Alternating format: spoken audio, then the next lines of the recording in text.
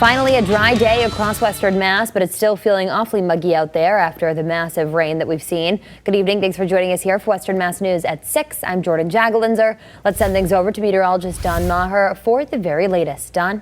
Thanks, Jordan. Well, it's nice to know that we had a mainly dry day today. Gave us a chance to dry out, but now we are seeing some showers come into parts of northern Berkshire County near the North Adams area.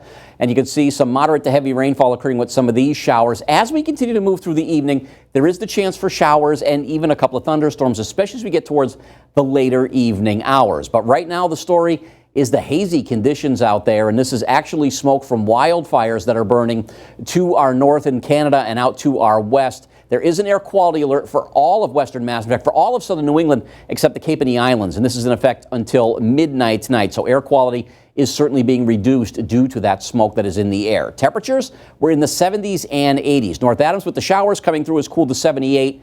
Charlemont 83, Greenfield 85, Orange also coming in at 83. So it feels a bit more like summer out there this afternoon, especially when you factor in dew points that are in the upper 60s to near 70. So you see those showers coming into Berkshire County, but the risk for severe weather, it's actually well to our west and to our northwest today, where you see several severe thunderstorm warnings. We do have the threat to see a few showers and thunderstorms, though, especially as we move towards the late evening hours, especially from about 9, 10 o'clock till about midnight tonight or shortly thereafter. And then we will start to dry things out as we head on into the overnight. But more showers and thunderstorms could be headed our way tomorrow. And we'll talk about that in my full forecast in just a couple of minutes from now. Jordan?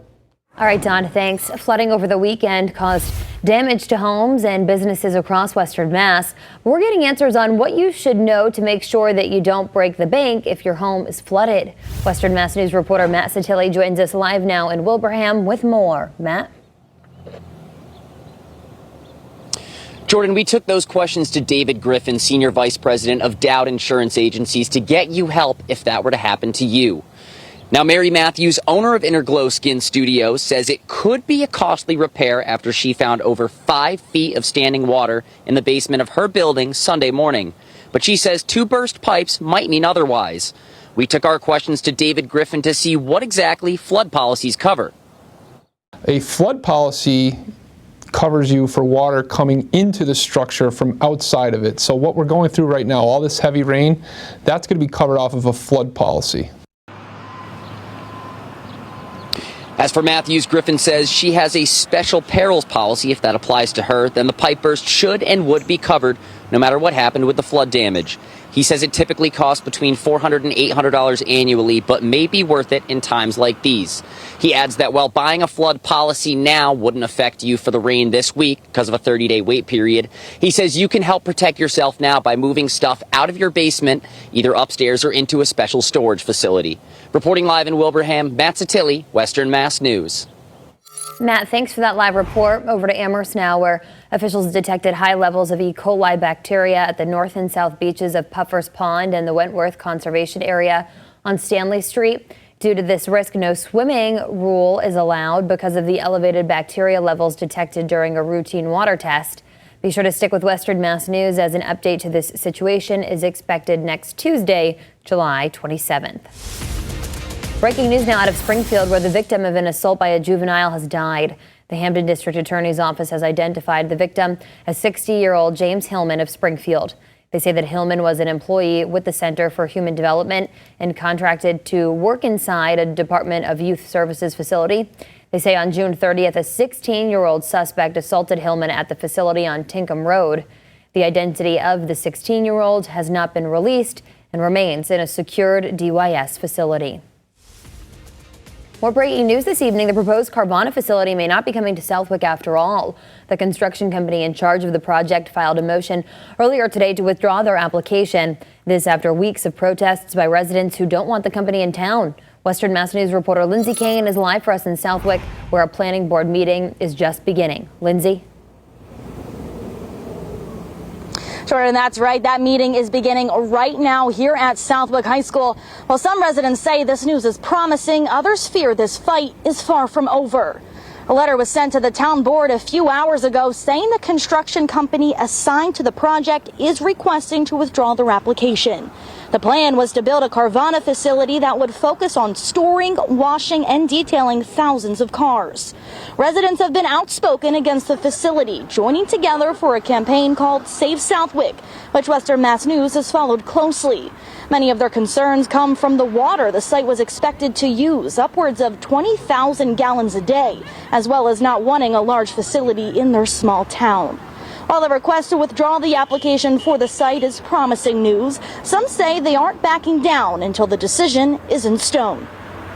It's not over till it's over, and we're going to keep pushing back and keep digging into the answers and find out what's really going on. Until we find out what's really going on, we're cautiously celebrating, but at the same time we're cautiously going to proceed with all due diligence to make sure we understand what the situation is. Residents ahead of this planning board meeting tell me there are fears the company will try to submit another application at some point in the near future. That's why they're hoping for answers tonight. And again, that meeting is beginning right now. Be sure to stick with Western Mass News tonight, 11 at 11, for the latest information. Live in Southwick, Lindsay Kane, Western Mass News.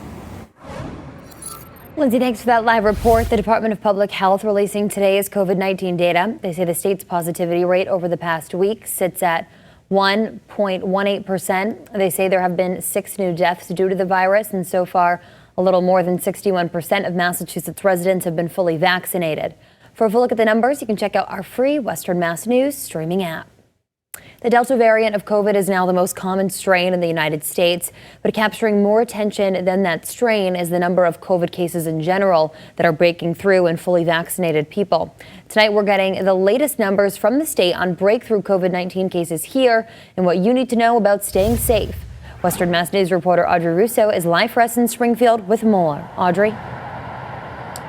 So there are cases of COVID-19 breaking through in fully vaccinated populations here in the Bay State. Now, we spoke with a local doctor about what these breakthrough infections usually feel like and what you need to know. It seemed like 1 minute we were inundated with stay in. Then it's okay if you have vaccinations, then you might have a variant. You should still wear a mask. Sherry Suber says throughout the COVID-19 pandemic and the evolving guidance, she's found a system that makes her feel safe. And I'd rather err on the side of caution. My mother's an older adult. I have grandchildren, so I just have a comfort level with the mask. Though Massachusetts' vaccination rate is high, state health officials say there are positive cases in people who are fully vaccinated. And doctors say the rapidly spreading dominant Delta variant has mutated spike proteins, which make it more contagious. That allows it to attach better to infect human cells. But the number of breakthrough infections in the fully vaccinated population is low. According to the Massachusetts Department of Public Health, as of July 17th, there have been 4,814 breakthrough cases, or 0.1% of the fully vaccinated population.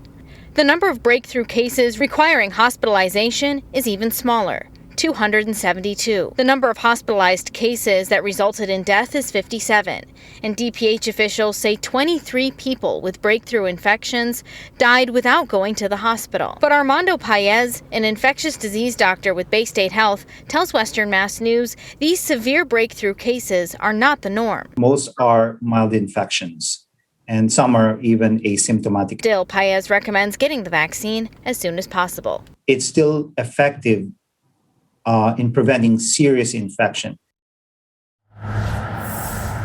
Now, in Provincetown, Massachusetts, on the Cape, town officials have reinstated a mask mandate for indoors situations for people who are both vaccinated and unvaccinated. This coming after a spike of around 130 cases in that town, some of them breakthrough cases. Live in Springfield, Audrey Russo for Western Mass News. Audrey, thanks. New at 6, former public information officer for the Chicopee Police Department, Michael Wilk, has been sworn in as a special police officer. This comes about a year after Wilk was removed from his position as the PIO for the department. Chicopee Mayor John View made that decision after Wilk posted controversial social media comments on his private account, which then circulated online.